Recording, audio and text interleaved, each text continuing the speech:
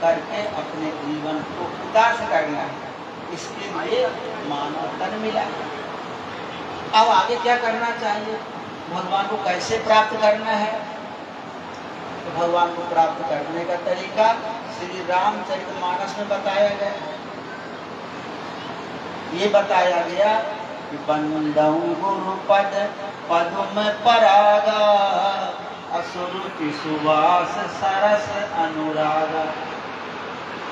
अपने गुरुदेव के चरणों में जैसे परीक्षित सुखदेव जी के चरणों में समर्पित हो गए। गुरुपद पद्म परागा असुरुचि सुवास सरस अनुरागा। जब चरणों में समर्पित हो जाएंगे तो आपको 4 चीजें मिलेंगी। जब गुरुदेव भगवान के चरणों में कोई समर्पित हो जाता है, भगवान का भक्त, तो 4 चीजें पैदा होती। सुरुचि, सुंदर रुचि। कैसी रुचि? जो भगवान की ओर ले जाने वाली है उसी कहते हैं सुरुचि। सुवास, भगवान की ओर मन आकर्षित हो जाए, उसी की बात आए, दुनिया के माया मोह की गंध न आए। एक थी महात्मा, वो महात्मा क्या करते थे, अपनी कुटिया में रहते। वो किसी राज घराने के राजा थे, वो महात्मा हो गए। कुटिया में रहते थे, अपना खाते बनाते थे, रह आते। उनके यहाँ उस राज्य के राजा लोग सत्संग करने के लिए जाया करते। तो क्या हुआ, जब सत्संग करने गए, जाते तो उनके मन में आया कि महाराज ने हमारे राजमहल में भी पधारे।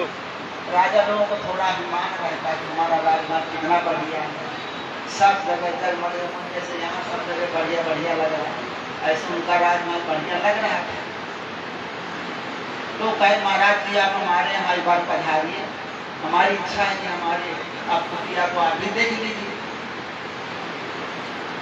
तो कहते क्या देखना, हम सब देख के आए, हम देखना, हमें कुछ देखना वो एकरा नहीं। लेकिन बार बार आग्रह करते थे कि आप आइए, जरूर आइए। तो ठीक है हम आएंगे। तो चलिए आप, हम चले आए। तो चले गए अपने राजमहल में। अब कुछ देर बाद महात्मा जी फायदा अपने धीरे धीरे पहुँच गए। तो राजा ने अपने राजमहल में बहुत बढ़िया स्वागत किया, पैर धोए, चंदन लगाए, माला पहनाए, सब बढ़िया। अब थोड़ी 1-8 घंटे बैठे, सत्संग वत्संग चला। उसके बाद महात्मा जी ने कहा कि अब हम चले ना अपने कुटिया की ओर। महाराज को प्रसाद पा जाइएगा, फिर जाइए। तो ऐसा तो जरूरी है जल्दी जाना, हमको वहीं अच्छा लगता है। कहीं ये बुरा है क्या यहाँ पर, तो आपको वहाँ अच्छा लगता है? इतना बढ़िया साफ सज्जा है, हर जगह स्वयं से डाला हुआ और बढ़िया चमचम हो रहा है। तो आप वहाँ लीजिए, थोड़ी देर नाश्ता वास्ता करके फिर जाइएगा। नहीं राजा हमको जाना जरूरी, हमको थोड़ी यहाँ कोई गंध जैसे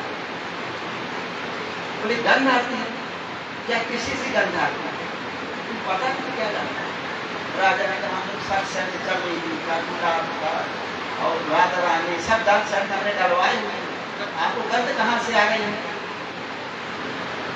फिर राजा ये बात मैं नहीं बता पाऊँ किसी सी गंध है, लेकिन मुझे गंध जरूर आ रहा है। ये बात क्या, मैं महात्मा क्या कर रहा था, उनको कोई गड़बड़ी ऐसी है, राजमहालक्ष्मी किसी से करनी है। तो महात्मा जी बोले लास्ट में, देखो हमको यहाँ माया की गंध आती है, माया की गंध। तो राजा जरूर महात्मा ने ठीक, ये राजमहल तो है, राजा लोग रहते हर प्रकार के संकल्प विकल्प रहते, जरूर गंध आता है। तो उनका महाराज ठीक है, जैसे आपकी इच्छा हो वैसा करिए, उसे यहाँ एग्री है। ये संसार ऐसा बना, माया मोह की बना। लेकिन जब हम गुरुदेव भगवान के चरणों में समर्पित हो जाते हैं, इसकी बात आती है, भगवान की बात आती है। जहाँ महात्मा लोग रहते हैं वहाँ परमात्मा की बात आती है। तो गंधम गुरुपद पदुम परागा सुरुचि सुबास सरसन किस जगह से मिलता है? भगवान का आनंद मिलता है। भगवान का जो आनंद है वो अलौकिक हो, भगवान की बास अलौकिक हो, भगवान की रुचि अलौकिक हो, संसार के माया में उनसे अलग है। उससे क्या पैदा होता है?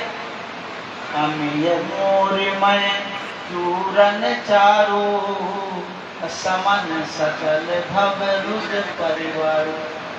अमीय मोरिमय चूरन चारो, ये चार चीजें पैदा होती हैं तो क्या होगा उससे? यही जड़ी है, यही साधना का मूल है। ये मूल क्या करता है? ये समन सकल भव परिवार, संसार के सभी लोगों को नष्ट करने की दवा है। जैसे संजीवनी बूटी हो, उसको आप खाने के बाद मरा हुआ जिंदा हो जाता है, ऐसा कराता है। ऐसे ही तो हम सब माया मोह में मर गए, लिप्त हो गए हैं, उससे निकाल के भगवान के चरणों में समर्पित करवा देता है। तो अमीय मोरिमय चूरन चारू असमन सकल भव रुद परिवार। सुकृति संभूतन विमल विभूति मंजुल मंगल मोद प्रसून। और क्या करता है? सुकृत, हमारा पुण्य बढ़ता है। और ये संभूतन विमल विभूति, ये हमें सद्गुरु के चरणों में ले जाकर के झुका देता है। और ये सूर्य क्या करते हैं? हमारी गुरुदेव भगवान चरणों की विभूति रूप में है। सुकृत संभूतन विमल विभूति, सुंदर विभूति बन जाती है। ये सुकृत विभूति बन जाती है। क्या करते हैं विभूति? मंजुल मंगल मोद प्रसून। मंजुल सुंदर मंगलमयी है और मोद को पैदा करने का। जो भगवान का भजन करता है उसको सबको आंतरिक हृदय में आनंद प्राप्त है। दुनिया में जो आनंद मिलता है केवल मन तक आनंद मिलता है, मन अंदर हृदय में कोई आनंद प्राप्त नहीं। जन मन मंजु मुकुर मल हरणी अतिये तिलक गुण गण बस कर। जन मन मन, जो लोगों के मन को हरण करने वाला, हमारे मन के ऊपर माया का पर्दा लगा हुआ है, माया का जाल लगा हुआ है, उसको धो देता है। हम लोगों का असली स्वरूप क्या है? परमात्मा है। हम लोगों का असली स्वरूप परमात्मा। लेकिन इस माया के संपर्क से हम लोग क्या हो गए? मैला हो गया है, 5 तत्वों का शरीर मिल गया, थे तो परमात्मा निर्गुण निराकार निरवय स्वरूप। लेकिन माया के संपर्क से हमको 5 तत्व का शरीर मिला। ये 5 तत्व का शरीर मिला है, यही तो हमारा ज्ञान है। तो कहते हैं जन मन मंजु मुकुर मल हरणी किए तिलक गुण गण बस कर। यदि हमने उस विभूति को अपने तिलक कर लिया तो सभी हमारे पास आ जाए, अब वो चले जाएंगे और गुण आ जाएंगे। अगर किसी ने इतना कर लिया तो श्री गुरु पदनक मणिगण ज्योति सुमिरत दीप दृष्टि। श्री गुरु पदनक, अगर कोई साधना कर, अब सदगुरुदेव भगवान के चरण कमलों में मन लग जाए तो क्या होता है? सुमिरत दीप दृष्टि होती, उनका सुमिरन करने से दिव्य दृष्टि आ जाती है। दिव्य दृष्टि मालूम है क्या? दिव्य दृष्टि का मतलब ये है कि हमारे अंदर वो दृष्टि आ जाती है जो संसार के लोग नहीं समझ पाए। आध्यात्मिक ज्ञान अंदर आ जाता है, आध्यात्मिक ज्ञान प्राप्त हो जाता है। बाहर का ज्ञान अलग है और अध्यात्म का ज्ञान। बाहर हम कहते हैं राम, तो राम कोई अयोध्या के राजा दशरथ के पुत्र नहीं थे। राम का मतलब होता है रमन्तु श्री राम, जो सबके अंदर रमण करने वाला तत्व, जो योगियों के अंदर रमण करने वाला तत्व, उसका नाम है राम। राम कोई पुरुष नहीं, राम आत्मा है, परमात्मा का रूप, ऐसा उसको मानना पड़ता है। तब यही किसी का नाम है दिव्य दृष्टि। अब जब वो दिव्य दृष्टि प्राप्त होती तब क्या होता है? उघरहि विमल विलोचन ही के, अमिटहि दोष दुख भव रजनी। उघरहि विमल विलोचन, अभी हम लोग के नेत्र बंद है सब, हम लोग जरूर आप भगवान ने आंख दिए देख रहे हैं, लेकिन ये आंख संसार वाली, संसार दिखाई पड़े। और जब दिव्य दृष्टि आ जाएगी तो बाहर के नेत्र तो है ही देखेंगे, लेकिन अंदर के नेत्र भी खुल जाएंगे। तो उघरहि विमल विलोचन ही के, मिटहि दोष दुख भव रजनी।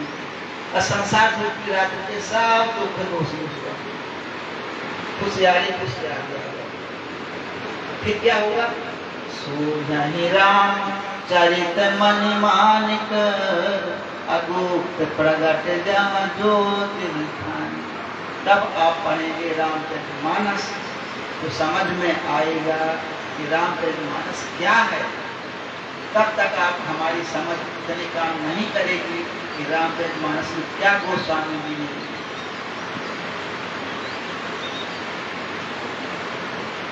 क्या लिखा है? जथा सुवंदन अंजिद्रि साधक सिद्ध सुजान, कौतुक देखहि शैलवन भूतल भूरि विधान।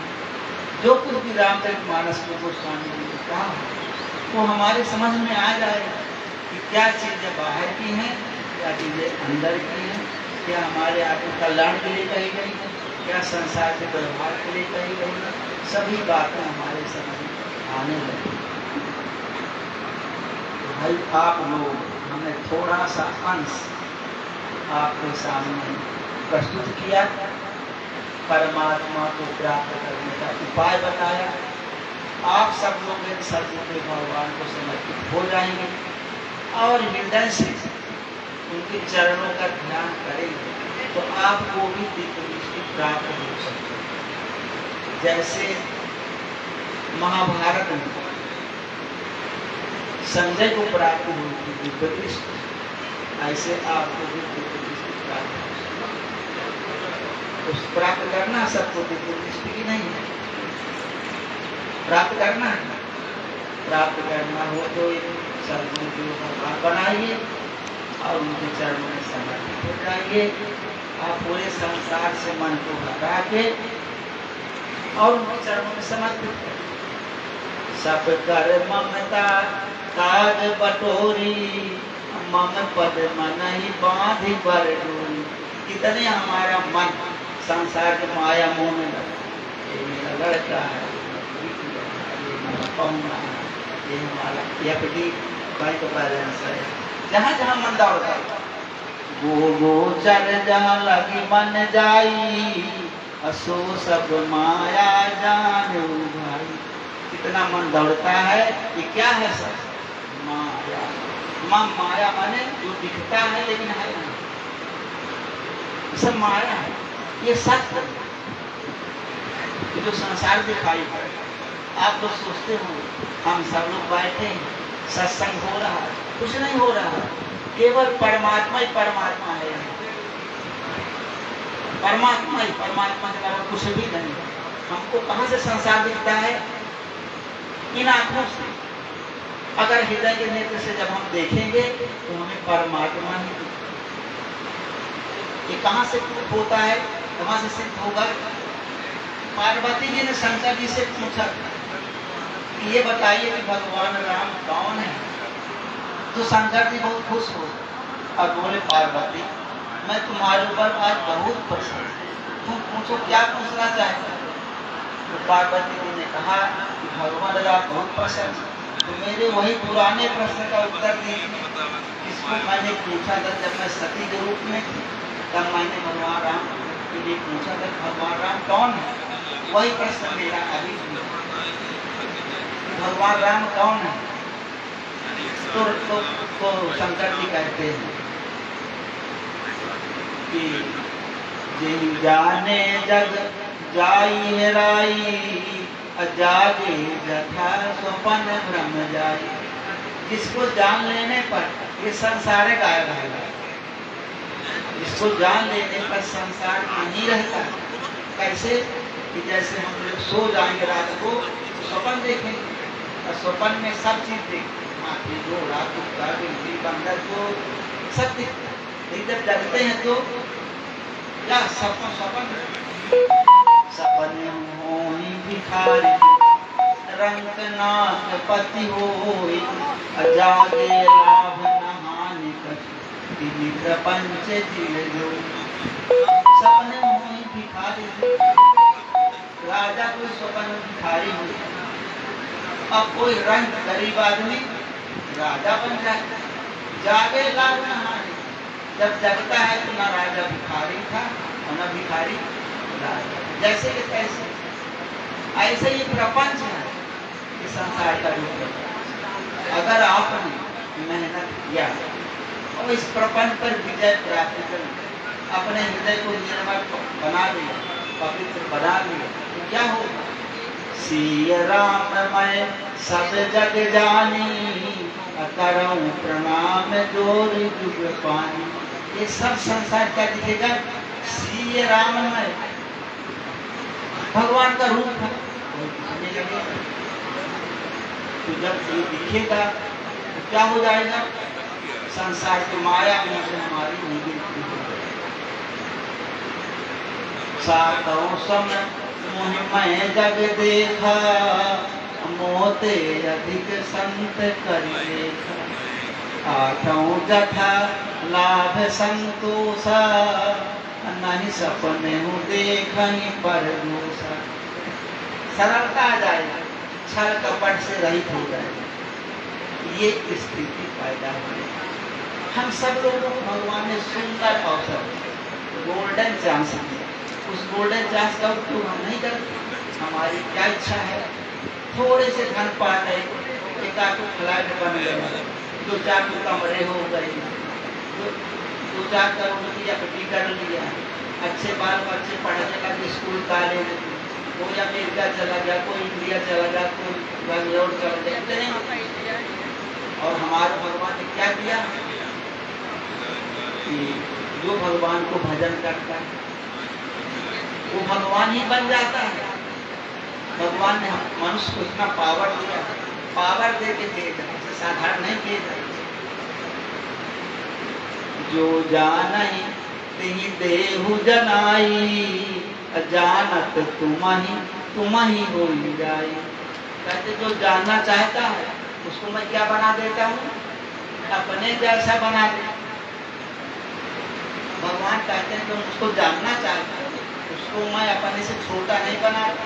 दुनिया में आदमी क्या करता है, ईर्ष्या द्वेष करता है, कहीं हमारे बराबर ना होने पाए। एक दर्जा नीचे गए तो ठीक है, तो मेरे सिर पर बैठ जाएगा।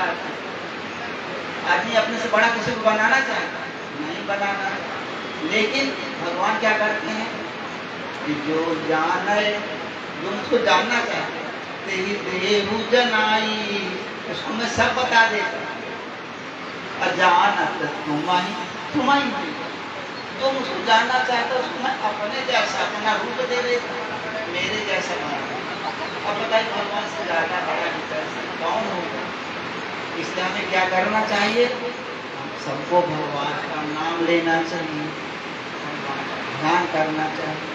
कैसे करेंगे, इष्ट बनाना चाहिए। इष्ट बना के अच्छे महापुरुषों को, अच्छे किसी सच महात्माओं को अपना गुरु बना करके उनसे सत्संग सुनना चाहिए। बिनु सत्संग विवेक न होई राम कृपा बिनु सुलभ न सोई। तो देखिए बिना सत्संग विवेक होगा, और विवेक पैदा करने के लिए राम की कृपा होगी। भगवान कृपा हुई ना, शुक्ला जी ने भागवत का यज्ञ का आयोजन कर दिया, सबको मौका मिल रहा है, कथा भागवत हो रही है, आपके यहाँ व्यास जी बढ़िया कथा सुनाएंगे कि परीक्षित की मुक्ति कैसे हुई। वो हमारे लिए प्रेरणादायक कहानी है, उनकी मुक्ति हो गई तो हमारी भी होगी। तो हम लोगों के लिए ये बताती श्रीमद् भागवत कि हमारी भी मुक्ति संभव। जब परीक्षित की हो गई तो हमारी क्यों नहीं? हमारे लिए एक डॉक्यूमेंट रखा हुआ है कि हमारी मुक्ति हो सकती है, सबको प्रयास करना चाहिए। करेंगे कि नहीं करेंगे? करना है, कोई हमारी नहीं करता। सब कहते सुन तो लेंगे लेकिन करेंगे नहीं, करना है। आज नहीं तो कल करना ही पड़ेगा। जब तक है जिंदगी फुर्सत नहीं है काम से, कुछ समय ऐसा निकालो कि प्रेम कर लो राम से। दुनिया में हजारों का मेला पूरा, हमसे जब उड़ा तो अकेले जाना पड़े, तो किसी के साथ ही नहीं। इसलिए हमें क्या करना चाहिए? राम का भजन करना चाहिए। राम भजन बिनु सुनहु खगेसा, मिटाई न जीवन केर कलेसा।